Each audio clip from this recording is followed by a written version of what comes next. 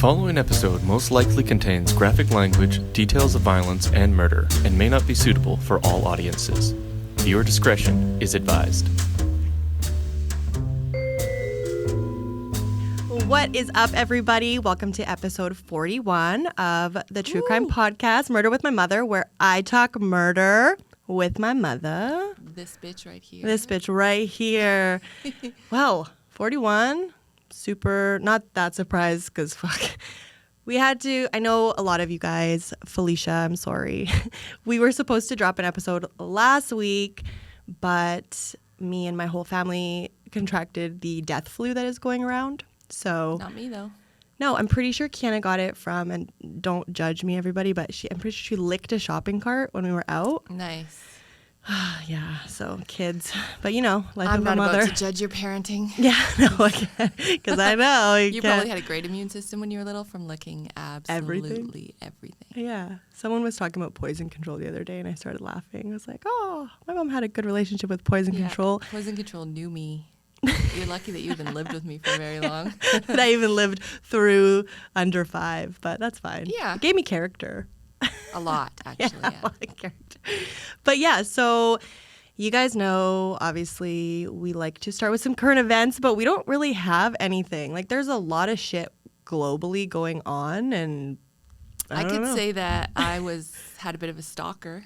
Yeah. Oh, yeah. That's a current event. I mean, it's not current anymore, but okay, as you guys know, the last episode, you would think that someone would refrain from internet dating, maybe for like, you know, at least a month or two. But I was actually the opposite. It encouraged me to go internet dating.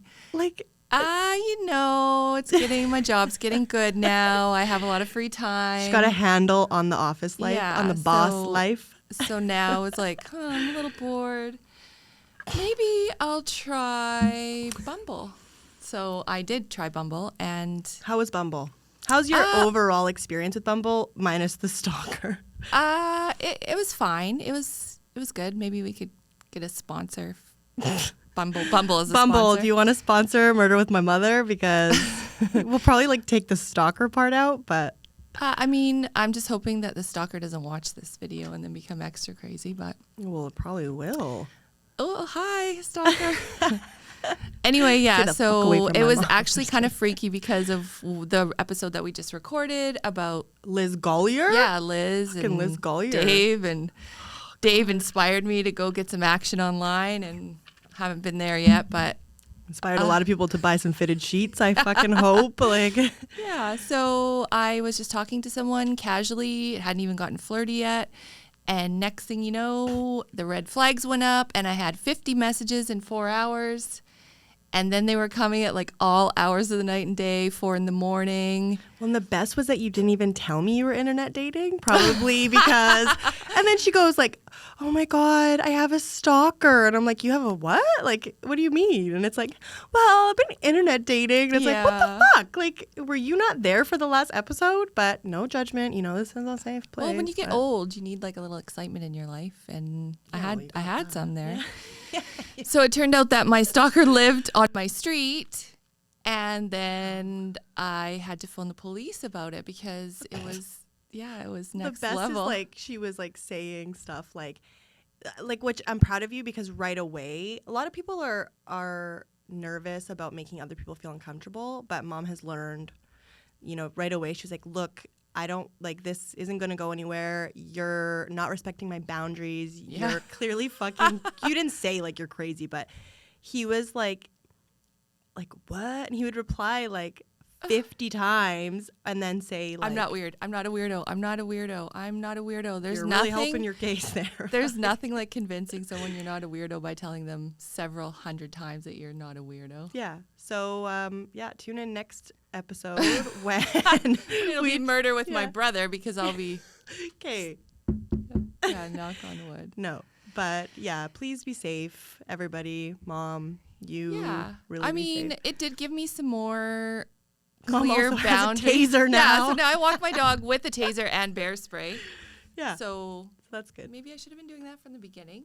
Well, you know what? I don't tell people any information at all, and Well, a good enough stalker will It find it out never themselves. forced me to go off though. So No, she never was that scared. She's committed. So if you want to be on Bumble, look for mom. I just think that the main problem, off on another tangent, is that most people online are just looking to hook up, and Which isn't really a problem. I mean, it could be a well, it's not a problem unless you're not in that boat. no, exactly. Like, I'd like to hook up, don't get me wrong. But, like, eventually. I'd like to, like, get to know you first, maybe. Even maybe right away, but, like, maybe just go do some activities in the middle of it. Like, just like pause in the not middle just, of like, it. get in someone's, like, hey, I'm just going to come to your hotel room with, like, meals on heels. Thank you very much. No, not into it. Whore dash? Yeah. You're not a whore Boober dash driver? Eats. That's Kiana's service. Yeah. Boober Eats. That That's is me. you should have a t-shirt that says that, actually. I should. You should Christmas get it. ideas. There you go.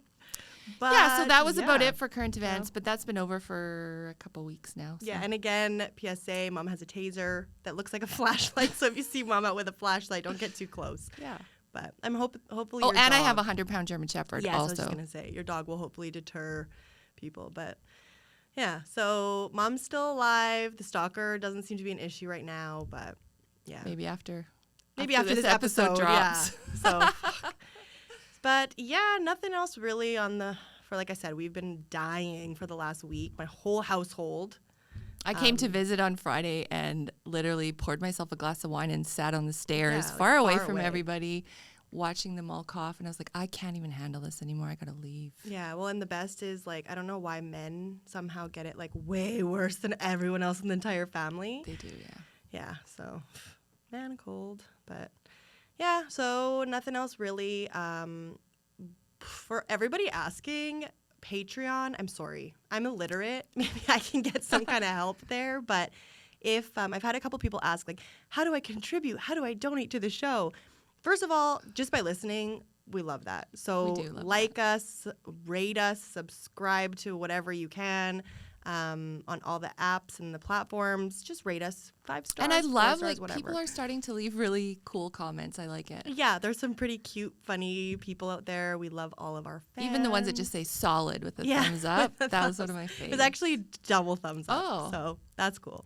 Yeah, we have, like I said, people are always reaching out. It's cool because you see it kind of like progressing and like, again, we only just started this so that we could like hang out uninterrupted and just, I don't know, talk like how we always talk. So it's cool to watch it get where it's gotten, if that makes sense. Oh, My yeah. brain It is is cool to watch it get where it's going.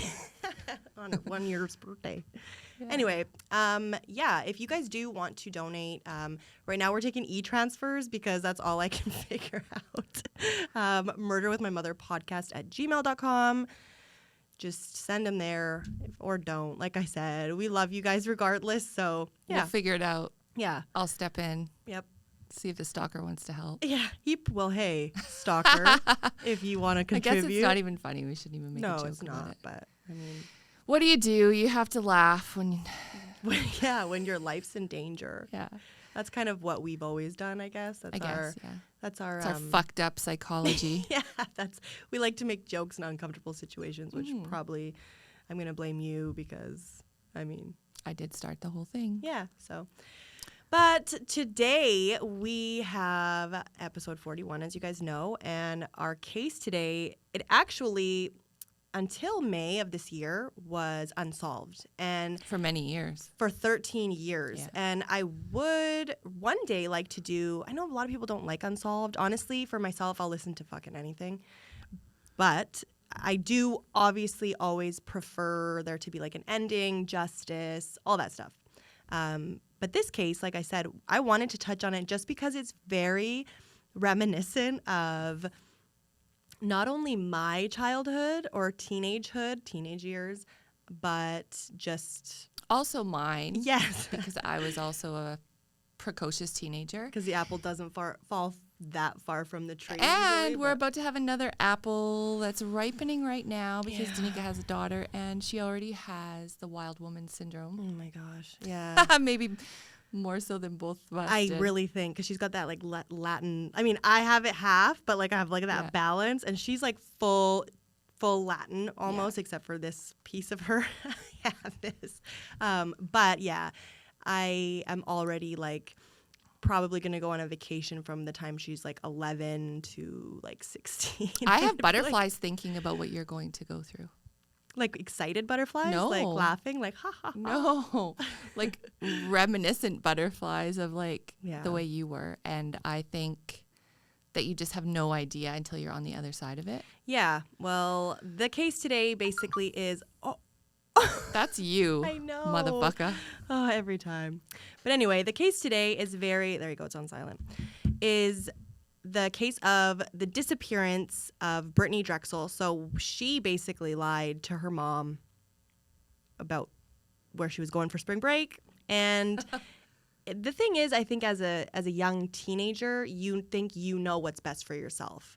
And you think your parents are just against you and they're there to just make your life a boring piece of shit at the end of the day. You basically think everyone on the planet is beneath you at that age. Like when you have female hormones coursing through your body in puberty, every single human is beneath you unless they want to get fucking drunk, sneak out their window, smoke on the roof. Yeah. Like, wow. This all sounds very. Yeah. So you think that everyone else doesn't know what they're talking about and they're just put on the earth to annoy you. Yeah, exactly. And it sounds to me, and even now when you hear Brittanee's parents talk about it, like she was definitely that girl. Yeah. And if you're anything like our family, we went through puberty a little bit younger than everybody else. So it's like literally, I think when did I put vodka? When did I do that? The water in the vodka. I would think I was like 12 or 13. Yeah. But it wasn't for me. It was for the boys next door that were drinking it. It wasn't even for me. But it's like, you know what I mean? It's doing that kind of stuff. Yeah. And you think that at that time, when now, hindsight, 2020, you think that your parents are doing all this, like I said, to make your life hell and shit and just boring and, you know, but it's because they want you to be, and in my case, my mom had done all this bad shit herself. She lived with my dad in a fucking foreign country when she was like 15 years old. Like, so. And I haven't lived with parents since I was 14 years old. Yeah. Well, because they were like fucking super annoying and trying to tell me to come home. Yeah, and you're like, ew. Yeah. Moving to South America. Yeah. But yeah, so I mean, you get out of it if you're lucky, right? And now look, I mean, fuck, we're inseparable. And that's the reason, like, I mean, I was such a teenager, as we'll talk about, but I also knew the dangers and knew that I was lucky to have survived that. Yeah. And so I didn't want my child to go through the same thing, which in this case. Yeah, she wasn't lucky enough to come out of it, which is horrible. And then 13 years went by where her parents are having all these scenarios that could have happened. And that's the worst thing that can happen to you as a parent is something happening to your child. Exactly. So without further ado, we will get right into the case. So this is episode 41, The Disappearance of Brittanee Drexel.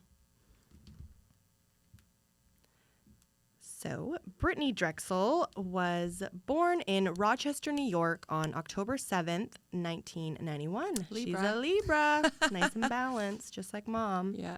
She was the first and only child that was a result of a teenage love affair. Another pair of bad teenagers. Yep.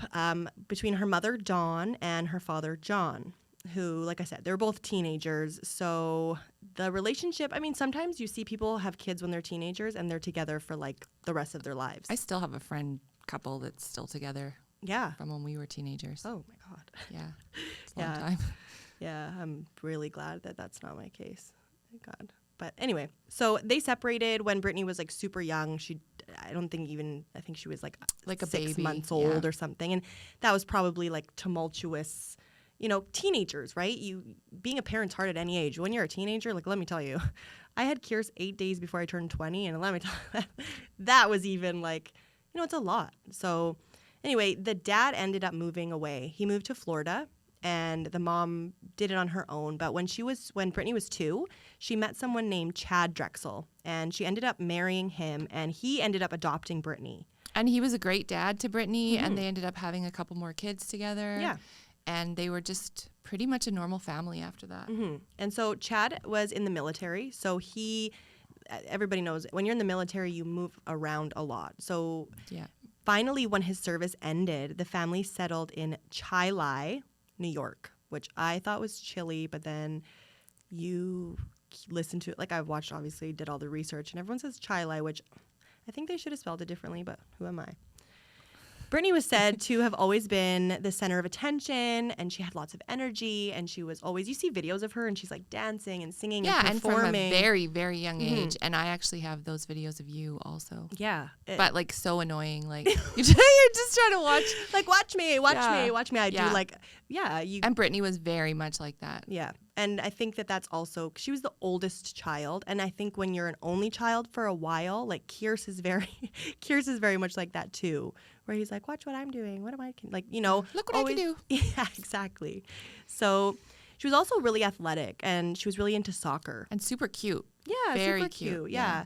And as she got older, though, as life happens, you know, stuff starts to happen to you, and you get, you know, a little more jaded about things. And her parents, so Chad and her mom, actually separated when she was, I think it was about 15 or 16, because I mean, that's hard for anyone to go through. Especially a teenager that's just, you know, in the mode of self-discovery and your emotions are running wild. And then I think a lot of people I know, when they separate when their children are preteens and teens, it makes the kids a lot more wild. Yeah, well, because the pain is coming out. Trauma, right? Yeah, and you guys know Murder with My Mother. We love to talk about trauma, and that's what happens. And I mean, I never had that because you and my dad separated very early, and so I always knew, like, okay, you're my mom. You had dated guys and stuff, but whatever. It was never anything that would, like, it wasn't your family didn't break up. My family did break up when I was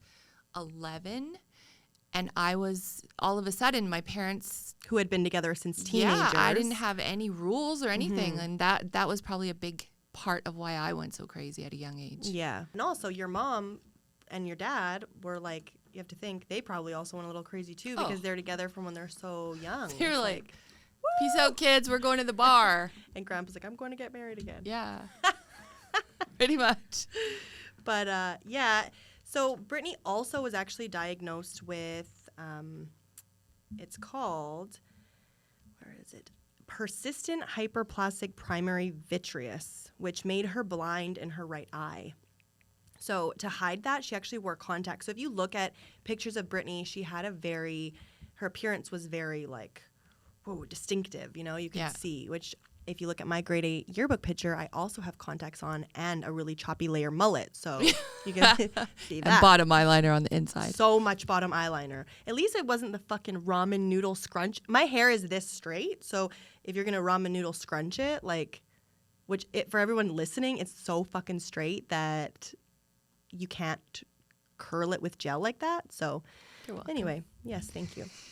So she was actually also said to struggle with depression. And obviously your parents separating is not going to make your depression any easier. Yeah. And so she had actually been off of school and not just her and her mom had been fighting a lot. Yeah, a lot. And they were fighting leading up to all of this happening because she kept begging and begging and begging her mom to go on a vacation for spring break. To Myrtle Beach.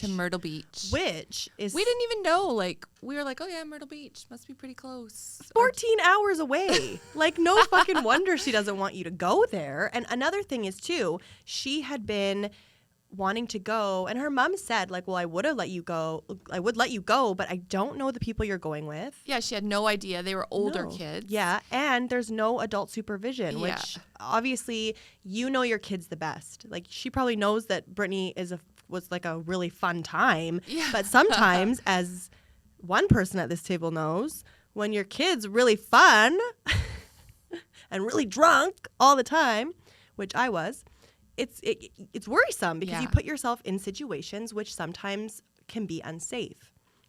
So more than sometimes, most of the time. Her mom said, "Fuck no, you're not going to Myrtle Beach. Don't ask me again." And she asked every day and every time, you know, why? Because you don't hear. Because I'm learning that maybe the ears don't actually come with kids, because Kierce will ask me the same thing, and I said, no, Kierce, but, you know, not no because I said so. It's like, no, and you explain why, which I'm sure her mom, again, said, we don't know these kids. it's Myrtle Beach. It's 14 hours away. Like, that's enough. It's like, and her dad had come back into her life a couple years previous. Which also could probably be. Yeah, and I think he was also kind of like Disneyland dad. Like, when you see him talking, he was like, he didn't see her until she was around 16 years old from the time she was a baby. And then he would fly in to see her or fly her to see him and just take her shopping and do all this fun stuff. Yeah. Which she was probably like, my mom is such a fucking bitch right now. Yeah. But my dad so is awesome. Yeah. So, and that can happen too, right? Disneyland dads, now Instagram dads, you know, snap a couple pictures with your kid. But parenting is much more than that. It's the time, and it's all the woes, right? It's the bad, like the uncomfortable shit you have to work through as a parent, right? And again, when your daughter is pretty old and you're not that old either yourself, like, it can be like... We could have a full episode on the bad shit you did. That would probably leave people more traumatized than half the cases that we do. Probably. We'll just give you guys like a little tidbit into this one. But I got it out of my system pretty early. But then I got like bad in like a different way after that. But anyway. So instead of going to Myrtle Beach, because she wasn't allowed to go to Myrtle Beach, she asked her mom if she could spend a couple nights at a girlfriend's house to kind of cool down. Yeah, to cool down, and like, because they had been fighting a lot. So her mom actually spoke to a parent on the phone. Because she said, you know, okay, you can go, but only if I can talk to their mom, which typical, right? And so she said, okay. So she spoke to someone's mom, which this sounds, I mean, okay, I did this a couple times, but my favorite was three-way calling from, usually it was Fro's house. Fro would be home. I would be out. The best is that you guys get to find out this stuff at the same time Mom does, which is really fun for me. But I would call Fro from my cell phone. Fro would pick her house phone up and call you three-way. So then on your caller ID, it would show up that I was at Fro's house. And then I would fucking just fuck off and go wherever I wanted to. Sleep in a field. There's a million other things that are on my mind right now. But you know what? Thinking about it, it's like, I'm so, like, luckily. Your heart should be beating fast. It is. Also. It's like, oh my God. Especially when you hear this case. I know. And that's the thing, right? It's like, oh God. And it makes you think about like, wow, I'm so lucky that I survived all that stuff that I did, because some people are not that lucky. So Brittanee actually also had a boyfriend named John, and it was kind of like a tumultuous, like, again, if she's going through all this stuff, obviously it's going to show in all areas of her life. And a lot of first relationships are like that. Like, a lot of first relationships are power struggles and people learning boundaries, and your first sexual relationship. That's probably. I was just going to say. All of that stuff leads to a bit of psychosis on both sides. Well, and more like, you know, you've never been heated like that. And, you know, so anyway, Brittanee, unbeknownst to her mom, arrived in Myrtle Beach with these girls that she didn't really know. And she kept calling her mom. Like, she kept the act up the whole time, which again seems very, very familiar. So she played the part. She said like, oh, hey mom, we're just at we're at my girlfriend's house. We're just going to watch movies tonight. We might go to the beach tomorrow. And then like, she was like, even dropping it so close to like telling the truth. Like, when I go to the beach, she's like, what beach? Yeah. You're in New York. She's like, that's what they call the lake. Yeah. And then it's like, you know, like, pull it back. But her mom trusted her. She said, I didn't have any reason to not trust her. I spoke to the girl's mom, which I remember one time when my stepdad was like, I was like, I'm going to go sleep here at Sydney's house. And then he spoke to Sandy, who was really Estelle, and we did some ecstasy. And it was like high on ecstasy, trying to watch her, you know, like pretend to be someone's mom. Oh, fuck. But I think I got busted for that like the next day. Well, because I knew you. Super hungover. Yeah, I was probably still awake. But anyway, the girls that she went down to Myrtle Beach with, they didn't really know each other too well. And apparently there was a little bit of tension, and from what I can pick up, Brittanee maybe took one of the girls' clothes. Something was happening there, and she actually had a friend there named Peter.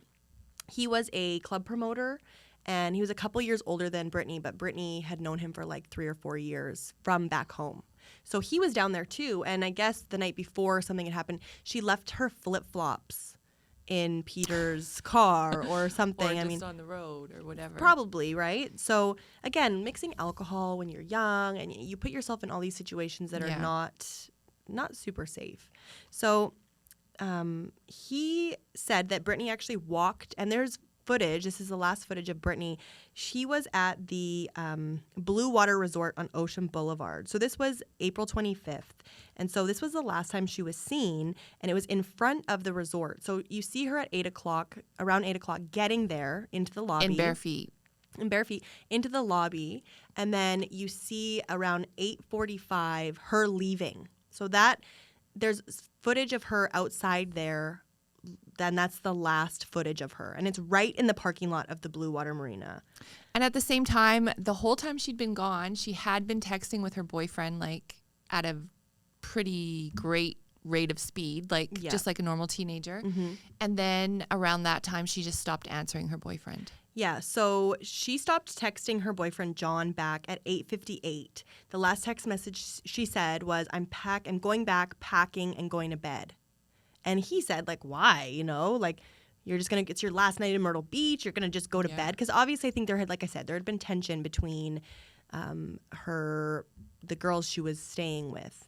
So after 30 minutes, which doesn't seem like that long, but if you have a teenager or if you have been a teenager, or if you're a jealous boyfriend and your girlfriend doesn't text you back in 30 minutes, you're like, what the fuck? So he started texting her saying, if you don't text me back, I'm going to text your mom. And I'm then gonna tell still her. nothing. Still nothing. So then he knew, like, if she's not going to care if I text her mom, something's wrong. Yeah. She's obviously, something is wrong. So he called her mom and he told her mom, hey, Brittanee's really in Myrtle Beach. And she was like, what the fuck? She freaked out. Yeah. Which I now understand. You'll see. No, I understand. And I'm just like, but. And then didn't she call the dad right away? Yeah, she called the dad and they both basically made their way to Myrtle Beach. 14-hour drive. Like, I hope maybe they flew because. Well, I think imagine that. 14 I think it was hours? The real dad, wasn't it? Yeah, he was Chad, coming though, from, too. Oh, all of them. Yeah, because Chad raised her, right? So he He loved was a her. real dad. That was her dad, right? It wasn't her biological father, but it was her dad. So her phone actually ended up pinging because back then, obviously, all they could tell was which towers it was between. So when a cell tower and a cell tower are there, if you're in between those, it will ping there, and that will look. Then this was in 2009. Yeah. So we obviously have a lot of technological advancements. Good job. Thanks. I was trying to practice that one technological. I was like, oh. Anyway, so her phone pinged. So her phone actually ended up pinging. It's funny because her hotel, which you would see her walking, her hotel was north, but her phone actually pinged.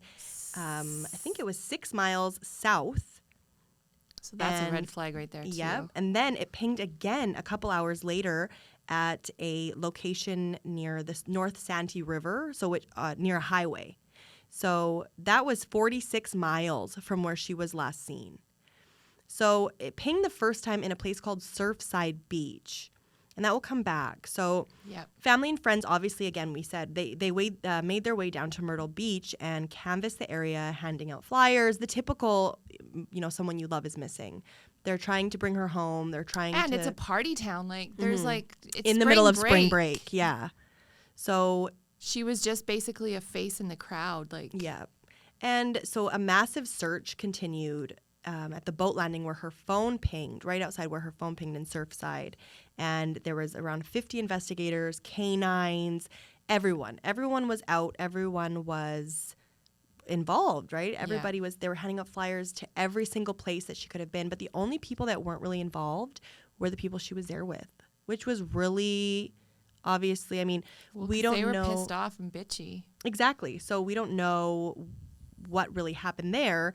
But the mom actually really suspected that Peter, the guy that she went to go visit, which he was, I guess, basically alibied, but by the guys that he was with. On spring break. So the mom never believed it because the mom said that weeks before Brittanee went missing, a friend told her, which that Peter said that he could easily sell Brittanee into sex trafficking. Oh, God.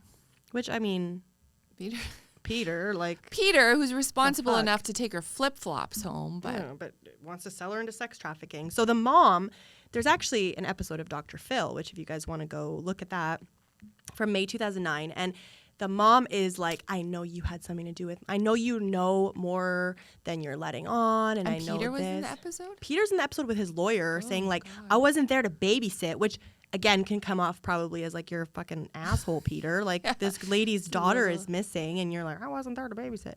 No. And another thing is him and his friends checked out at 2:00 in the morning that night. Oh, that's sus. That is sus. I actually have that in my notes underneath. Sus. In like, yeah. Thank you, Kiers. Yeah. Thanks, Kiers, for all this really good Cool slang that we cool have. slang, yeah. So that was again, she went missing in April. May, they went on Dr. Phil. She had her things about her, but there was still nothing, no leads. So August of 2009, these big, huge digital billboards went up, and they started appearing across the Grand Strand, which I'm assuming is the area in Myrtle Beach. Yeah, I think it's just like basically Myrtle Beach. The party area is just one big strip that goes north Ocean Boulevard to South Ocean Boulevard. Yeah. And it just is really long, and there's bars all throughout it, and it's like super fun. Yeah. Yeah. Seems Yeah. like it's super fun. Anywhere you go for spring break is probably fun. You know? I don't find it would be fun right now, but No, not now, but at that age, like, oh God, especially when you're not supposed to be there, that's so fun. That's like even more fun. super. So there's nothing. There's no movement. There's nothing. She vanished. For a long time. So the next year, Brittanee was supposed to graduate. And so she obviously wasn't there to receive her diploma, but her family received it. They were awarded it an honorary diploma from Chilai High School. And it's sad because the worry that a parent has, it's one thing to know, okay, my child has been murdered or my child has been taken, or but not to know and like not know what happened to them, and not to know like how, if they suffered or if they're still alive, still suffering, or if they're somewhere being held against their will, or and I don't know how you would even be able to. No, I don't either. Have sanity. Ugh. Probably you don't. No. So, like always, there were a few local sex offenders thought to be suspects because that's what they always do. If a girl goes missing, they're going to go check the registry. Check the registry, look at people's charges, see their, there's a lot of fucking weirdos. And there's every case we do, it's like there's like a huge list of suspects, and it doesn't turn out to be any of those weirdos, but sometimes it does. And so this was 2011 by this time, but nothing really stuck out and nothing would stick because there was no evidence linking anybody to any cases. Yeah, it was like she just vanished like into thin air. Yeah. There was one of the suspects was a person of interest, and he had been identified as Raymond Moody of Georgetown County. And so officials said that Moody had a criminal history, and he had served 21 years in prison for charges including forcible rape and kidnapping. He also received a speeding ticket in Surfside Beach the day after Brittanee went missing. So that right there seems pretty sus to me. It is. And they couldn't pin anything on him. No, and they actually did a search warrant. They executed a search warrant at his apartment, didn't find anything. But that day, Mason Snyder, who was a reporter who worked pretty close with the family on this case, he went and he interviewed Raymond Moody. He ambushed him at his job. Yeah, and Raymond Moody was like, if you don't get out of here, I'm going to call the police on you. And he was like, the reporter's like, I got a really chilling feeling from this guy. But again, nothing, they didn't find anything from the search warrant. So obviously it's kind of, they move on to the next lead. So age-progressed photos were released in 2012, just kind of to let them... So now this is 3 years. Yeah, so she would have been 21. And so in 2015, the FBI took over Brittanee's case. Like, it's about fucking time. Yeah. Like, she's been missing for so long. So in August of 2016, an FBI agent testified in an open court that they were told by a jailhouse informant, which that's the thing with jailhouse informants. They're in jail. So they're going to try to tell you anything to get out of jail or to lessen their charges. Or they could just be Just nice innocent and in jail and like wanting to perfect. tell the truth so that... So his name was Taquan Brown, and he said that Brittanee had been abducted, gang raped at a stash house in the McClellanville area, which was south, about 40 miles south of Myrtle Beach. And I think a So- lot of people actually believed that. Like, I think it They held did. water for a while. It did. So the agent said that she was allegedly pistol whipped. Taquan, He said that he witnessed the whole this. thing. She was trying to run away. They pistol whipped her. They gang raped her, which I don't know why you would just stand there if someone's being gang raped, but whatever. I guess this guy's, he's hanging out at a stash house, so. What is a stash? Well, it's like a drug, like a a crack house? yeah. Well, it doesn't have to just be crack, but It's yeah, like multiple. it's like multiple, yeah. So anyway, he said that she was pistol whipped, shot when she was trying to escape, and her body was then fed to alligators. So he implicated Timothy Deshaun Taylor, who had been actually arrested years prior in an unrelated armed robbery and who would have been 16 at the time of Brittanee's disappearance. Taylor's father, Sean Taylor, was actually accused of being directly involved also, and he was suspected in an attempted abduction in the same location as where Brittanee went missing. Nothing was ever proven in these. So it all kind of was starting to fit together. Well, yeah, because they were like, well, if your dad kidnapped this girl and then She was in on the pistol whipping. and the gang alligator, raping, exactly, then obviously you alligator probably feeding. have something to do with it too. So the jailhouse informant changed his story like 15 times. But the FBI, for them to say that in open court, like this case, that to say that in general, obviously Yeah. it's holding some kind of something. Like they really think this. Yeah. So he actually in 2018, because they didn't find any kind of evidence, they didn't. But obviously, if they said she's been fed to alligators, her body will never be found. Yeah. So the jailhouse informant, Taquan Brown, actually filed a lawsuit claiming that law enforcement released his statement to various media outlets. And He didn't want anyone to know because because the now he's a people snitch. He was testifying against were like bad people. Well, now he was saying that there was a bounty on his head and all this stuff. So Taquan actually changed his story, like I said, multiple times over the years. So it wasn't very reliable in the first place. So it's not like they could charge him with anything. and Anyone poor with anything. Brittanee's mom, like hearing all this other stuff, like Well, there was like a whole break in the case. Like if you watch 2020, it's like 7 years since the disappearance, and now finally we know what happened to her. Yeah. So it's really sad. But technological advancements were actually able to put the cell phone data of where Brittanee was when she got into a vehicle. And because now, it is so much more advanced, Mm-hmm. they could tell what speed she was going at. They could clock her walking. Yeah. And then basically And then know when all she of a got in. sudden, she's going highway. 55 miles per hour. So they know that's exactly when she got into a car. Mm-hmm. So Angela Voss, who was the girlfriend of once suspect Raymond Moody, like if you guys remember Raymond Moody, she gave a lot of info leading them back to the direction of Raymond Moody. And the police really put the pressure on her in order to get Moody to confess. So she actually wired up. And they also found video surveillance of his car and no other cars in that area. Yeah. So on May 11th, Moody was brought in for questioning, and he was actually caught lying about things that he was previously questioned on. So what the police did, what they sometimes do, and they charged him with, obviously, Obstruction. this is not the charge that they are going to go for, Yeah. but just something in order for them to keep him there so that they can investigate further. So they charge him with obstruction. May 16th, so that's 5 days later, the Georgetown County Sheriff announced that human remains that were found in the Harmony Township neighborhood on May 11th were identified as Brittanee through dental records. Jimmy Richardson, who is the circuit solicitor, said that a man turned himself in and led them to Brittanee's remains, and that's where he buried her there. So authorities determined that the kidnapping, rape, and murder occurred in the same day or within 12 hours of Brittanee's disappearance. So the sheriff also revealed that Moody, who was identified as a person of interest back in 2011 and again in 2012, had been arrested and charged with murder, kidnapping, and first-degree criminal sexual conduct in Brittanee's case. So obviously now they know it was him because he just led them to her body. So what he said, which is the thing, when somebody is oh, you guys will see, but when someone is telling, you're the only person that knows what happened.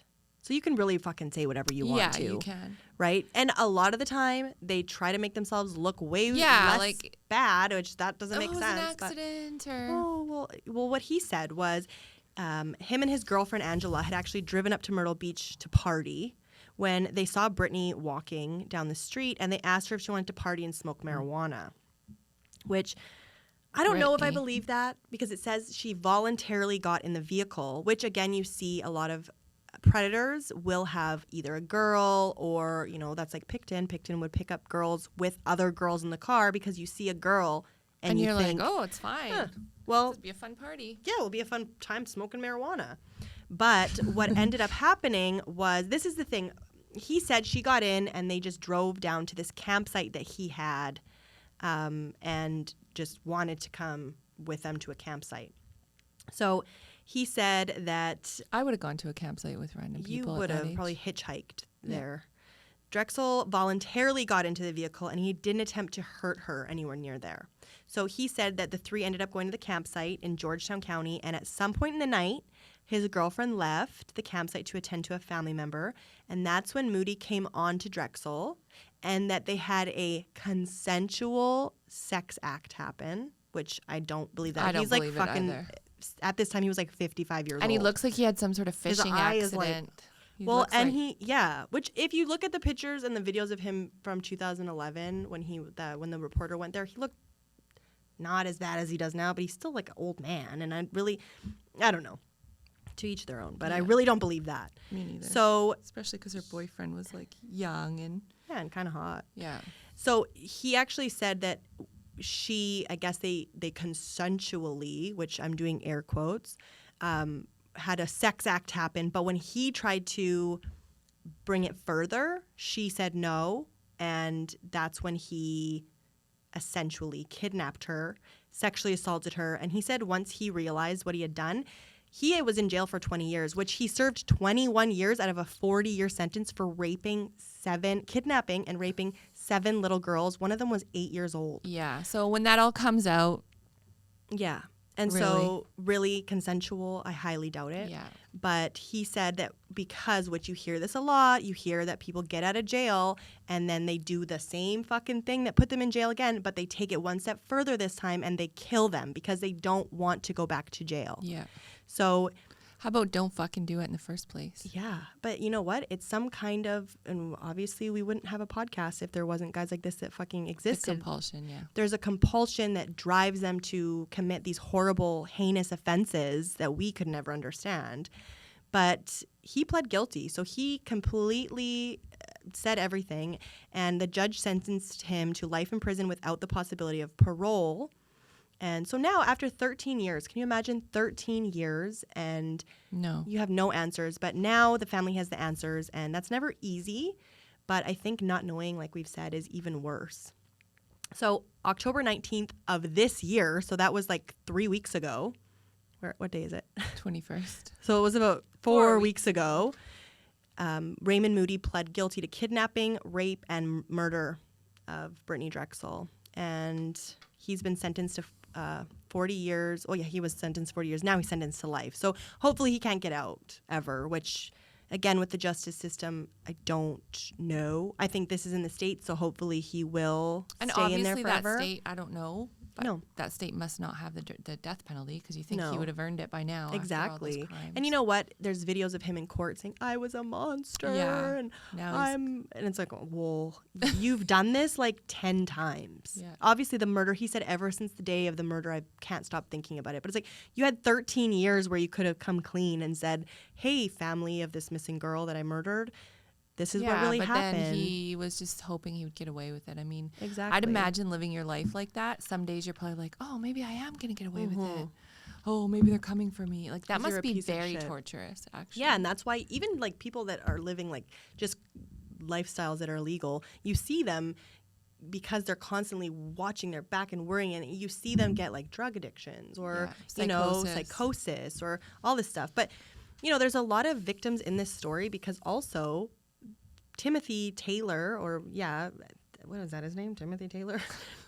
The one who Taquan said did this and pistol whipped her and fed her to alligators. Like, where the fuck did that come from? So his mom, Joanne, just asked for like accountability. No one's ever apologized to him. No one's ever, like, it's crazy. Yeah. It's just, but there were obviously victim impact statements read in court. And the friend that was going to sell her into sex slavery. Yeah, all these on people, Dr. Phil. right? And the mom said that on Dr. Phil. But the mom has, I think, apologized. She did say in her victim impact statement, like, I'm so sorry to anyone now that we know. And, this is what has happened to Brittanee. And, yeah, so just don't lie to your parents about where you go. PSA for this episode, your parents are never actually against you. For the 14-year-old listener that we have. We had a 14-year-old listener. Yeah, she said, like, it was a cute little comment, like, I'm 14 and I listen. I'm probably not allowed, which maybe I'll hold back on the F-bombs a little bit, but whatever. I was fucking dropping F-bombs. Whatever. He told Kier swear in his room. Swear in your room, Kiers. Just like me. But yeah, so that was a case of Brittanee Drexel, which was unsolved for a really long time, but there has been justice for her family. I mean, is there really ever, it's No, I mean, that's life-altering for the rest of your life, and I'm really sorry they had to go through that. Well, and think about the mom. Like, imagine you can really vividly imagine how mad you are at your kid. Like, what the fuck? You're going to put yourself in this position after I told you, there's so many times my mom said to me, like, I don't want you to go to this because I have a bad feeling. And now mother's intuition is, I think, the strongest intuition you can have, just knowing, like, I don't want you to go here. And then something super traumatic happens to you, in my case, and then after, it's like you have to live with the repercussions of that night or that event, when it's like, I should have just fucking listened to my mom and hung out. I mean, now I want to hang out with my mom every minute of the day, and she's always like, ugh, I'm busy. But, I'm busy on Bumble. But no, I mean, at that age, like you said, like, your parents are so fucking annoying, and like they don't know what they're talking about, and they're stupid, and all this stuff. But your parents always want what's best for you. They do. And one day you'll be a parent and you'll get karma. So just fucking think about that. We're about to watch Denika go through it. Yeah, because karma's a bitch if you are, and I was a cunt. So, so with that, well, that was episode 41. So, keep the comments coming. Keep them coming because we love it. For all of you guys, thanks for being extra patient for the plague that I had last week. It was great. It was, I promise, we're going to do our 2 episodes a month soon, every 2 weeks. We will do it. We just it's like life keeps throwing shit at me, especially with all these kids I keep having. You have kids. Yeah. I, on the other hand, could just record by myself. With your taser, like once a day with my taser and my bear spray and my vape. Oh yeah, her vape is a vape. I'm surprised you haven't tried to hit your vape in here. It's probably. Well, anyway. I want to get kicked out of the studio. Yeah. I don't think Dad would tell anybody. Anyway, thank you so much for tuning in on whatever platform you tune in on. Like always, this has been Murder with My Mother, the true crime podcast where I talk murder with my mother. And we will see you. Well, you guys will see us in like 4 weeks. Love you guys.